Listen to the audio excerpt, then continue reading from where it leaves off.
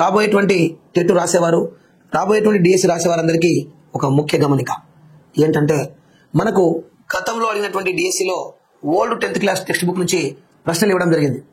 But వచ్చేటువంటి TET, రాబోయేటువంటి DSC exams లో మాత్రం మనకు న్యూ టెక్స్ట్ బుక్ నుంచి ప్రశ్నలు అడగనున్నారు. This is the cover page of the 10th class text book. ఇది కవర్ పేజ్ గా ఉంది మన 10th క్లాస్ టెక్స్ట్ బుక్.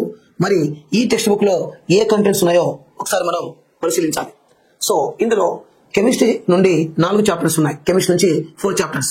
ఒకటి రసాయన చర్యలు మరియు సమీకరణాలు, అలాగే ఆమ్లాలు, క్షారాలు మరియు లవణాలు, అలాగే లోహాలు మరియు అలోహాలు, అలాగే కార్బన్ మరియు దాని సమ్మేళనాలు. అంటే కెమిస్ట్రీ నుంచి మనకు 4 చాప్టర్లు మాత్రమే ఇక్కడ ఇవ్వడం జరిగింది. అలాగే ఫిజిక్స్ పాయింట్ ఆఫ్ వ్యూకి వస్తే భౌతిక శాస్త్రం నుండి కూడా 4 చాప్టర్లే ఉన్నాయి. అందులో ఒకటి కాంతి పరావర్తనం మరియు వక్రీభవనం అయితే మరొక చాప్టర్ మానవుని కన్ను మరియు రంగుల ప్రపంచం, మరొక చాప్టర్ విద్యుత్తు, అలాగే విద్యుత్ ప్రవాహం యొక్క అయస్కాంత ప్రభావాలు. సో 4+4.